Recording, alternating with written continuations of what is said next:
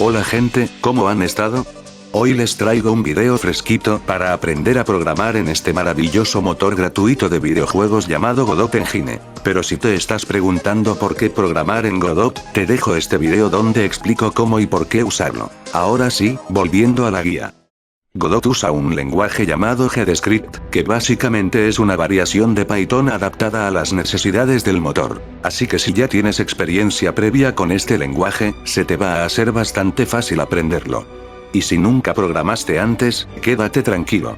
Python es uno de los lenguajes más fáciles de aprender hoy en día, y GDScript no se queda atrás. En este video te voy a enseñar desde cero todo lo que necesitas saber para empezar, y si tienes o no experiencia con Python quédate igual que seguro aprendes algo nuevo. Aclaro que estoy usando la versión de Godot 4.5 y algunas cosas pueden haber cambiado. Para empezar vamos a lo más básico, las variables, pero no las subestimen pues es el pilar de la programación. De estas encontramos varios tipos, los cuales dependen de la forma de declararlas. Una variable común se escribe como var, seguido del nombre de la variable, y luego le pones un igual con el valor que quieres que almacene, de esta forma te quedaría una variable que puede variar su valor en cualquier momento del juego. Pero hay más, si luego del nombre de la variable pones dos puntos, seguido del tipo de variable le estarías fijando ese tipo a esa variable, pero si no pones el tipo entonces al dejar los dos puntos y el igual, Godot tomará como el tipo de variable a lo que le pongas de valor al declararla. Pero Skeletor, ¿qué tipos de variables hay y de qué sirven?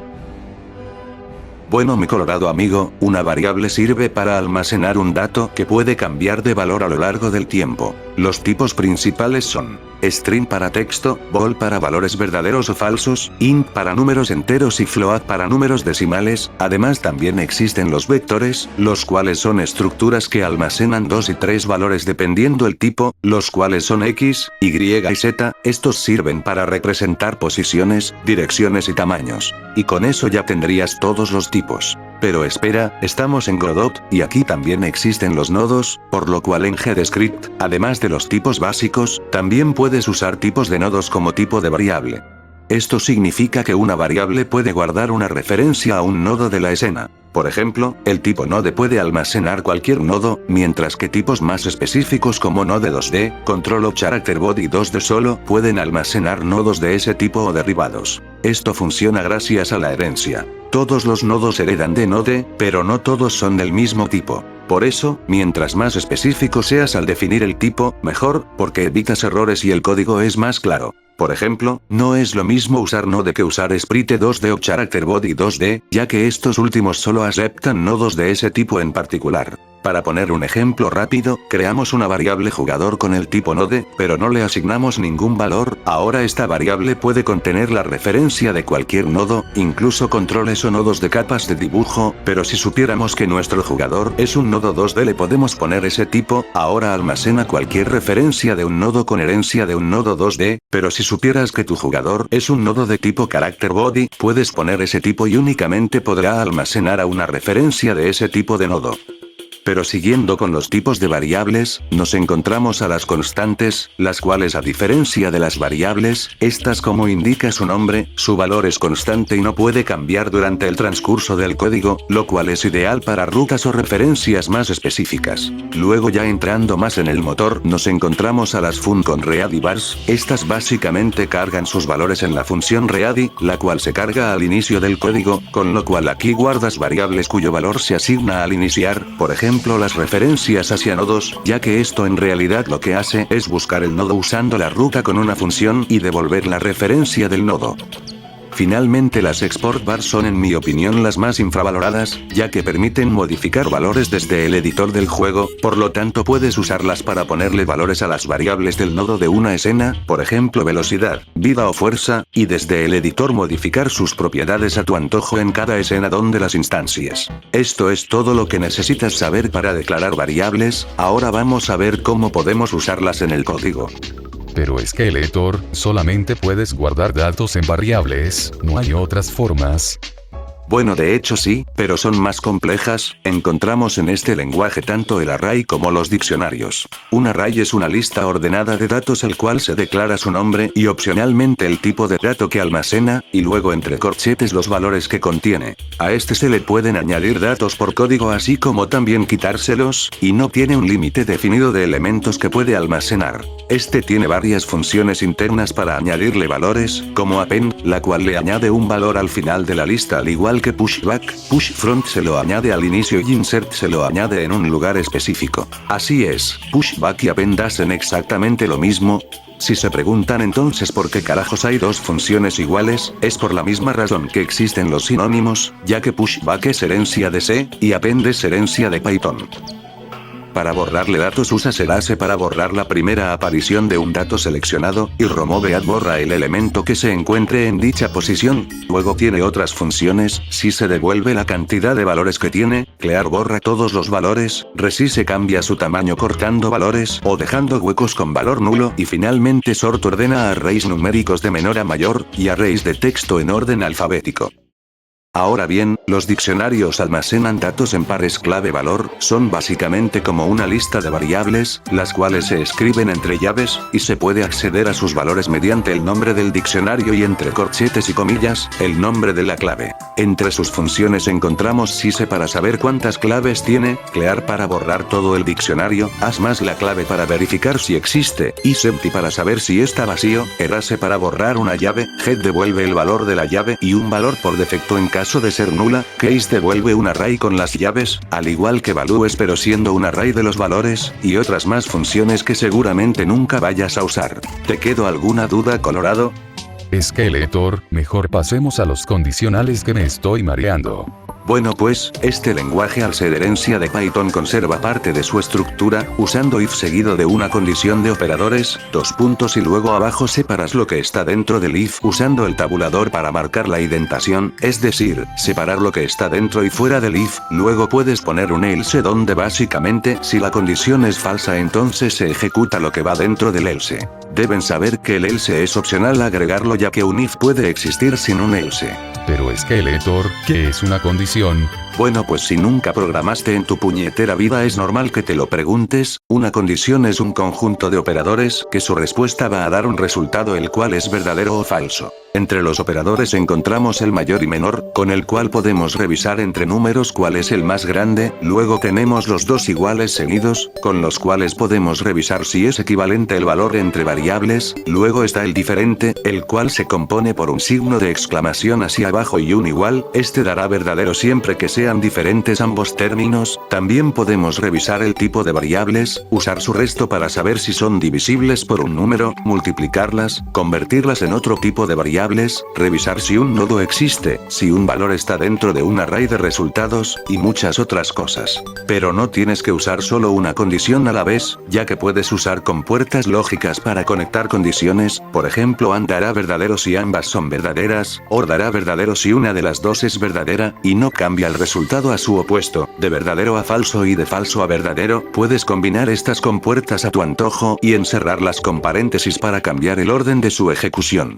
Ahora los que usan Python sabrán que se pueden encadenar un else con un if haciendo un reemplazo al switch que tienen otros lenguajes, lo cual es correcto, puedes poner un if, luego un elif, y luego otros más encadenados, donde si no pasa uno, revisa si pasa el otro y así hasta el final o el else. Pero actualmente tanto en Python como en Godot se agregó un reemplazo al switch de otros lenguajes, donde este aparece en forma de un condicional llamado match, este permite en base a una variable decidir sus casos, por ejemplo si es 1, 2, 3, y si quieres que una casilla se ejecute en caso no ser ninguno de los anteriores puedes poner un guión bajo, el cual significa todos los valores, además puedes poner más de un único valor por casilla, separándolos por comas, también puedes revisar su tipo de dato, y llevarlo a valores string. Además match a diferencia del switch de muchos lenguajes, no necesita llevar un break al final de cada condición, y el lenguaje no usa puntos y comas al final de cada línea, lo cual facilita mucho la escritura de código. Pero el match no termina aquí, puesto a que investigando me di cuenta que tiene muchas funciones que ni yo conocía. Por ejemplo, tiene un condicional exclusivo llamado when. Este básicamente lo usas para generar condicionales dentro del match. Por ejemplo, si la temperatura afuera es de 1 a 5 grados, cuando no tienes un buzo, se imprime que te vas a cagar de frío, o por ejemplo en todos los casos cuando sean menores a 0, se imprime que el frío convierte el agua en hielo.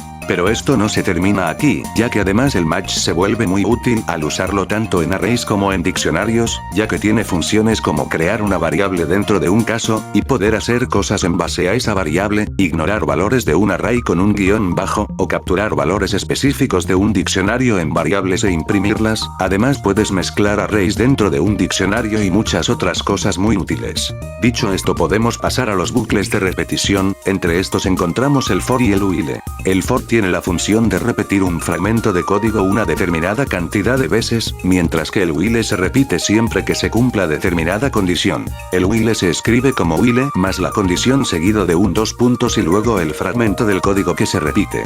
Pero antes de crear un while de prueba, debes de tener en cuenta que como este se repite indefinidamente, debes de poner un límite al bucle o usar una función de espera al final del ciclo, por ejemplo que espere un frame de proceso. Otra forma de usar el while es que en vez de una condición escribir true, esto programa al while para entrar en un ciclo indefinido. Esto es útil para funciones o programas que no deben terminar. Pero ¿y si quiero romper el ciclo en algún punto? Cállate, que a eso iba. Tanto el while como el for tienen dos comandos exclusivos. El primero es el break, el cual rompe la ejecución en ese punto y el código saldría del bucle de repetición, y el segundo es el continue, el cual rompe la ejecución hasta ese punto y la vuelve a iniciar.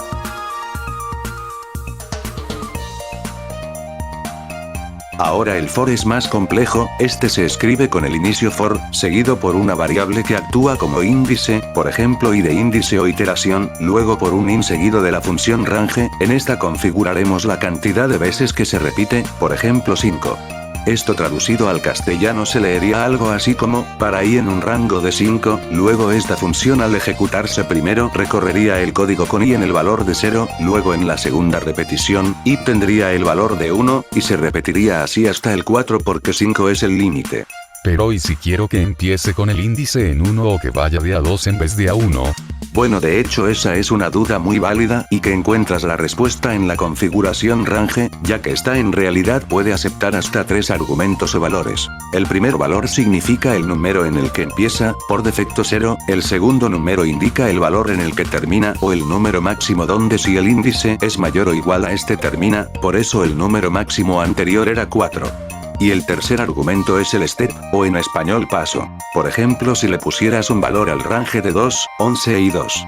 Entonces el índice recibiría los valores de 2, 4, 6, 8, 10 y no seguiría en 12 porque sería mayor que el segundo argumento, que es 11. Pero aún hay más. Una segunda forma de usar el for es que en vez del range usemos un array. Por ejemplo, supongamos que tenemos un array de opciones de comida. Por ejemplo, el array comidas contiene en sus corchetes los valores hamburguesa, pizza y pancho, los cuales son de tipo string. Ahora vamos al código. Digamos que en el array contenemos todo lo que se comió Iván en la cantina. Ahora creamos el for comida in comidas, y usamos la función print para mostrar cada elemento del array. Como pueden ver, se imprime perfectamente en la consola. Ahora, como les expliqué, el for puede usar un array para mostrar datos, pero ¿qué pasaría si les digo que esto puede ir más allá? Bueno, pues Godot tiene funciones muy útiles las cuales devuelven un array. Por ejemplo, getChildren, esta tiene la cualidad de devolver un array de referencias de todos los nodos hijos del nodo al que se la llama.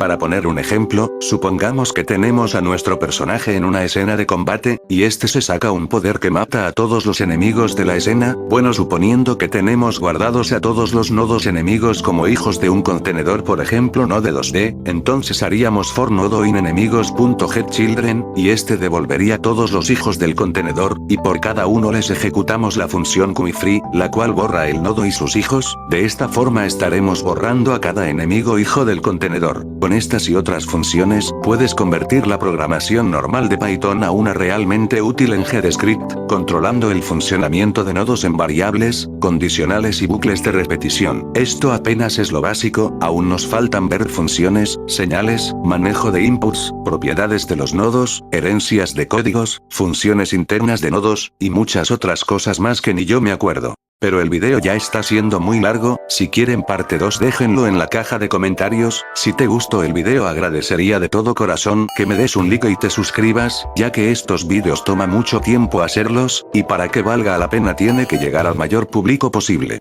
Si no te gustó el video o la edición, también agradezco una sugerencia en forma de crítica constructiva en la caja de comentarios. Pero bueno, eso sería todo por el video de hoy. Yo soy ese mundial y me despido.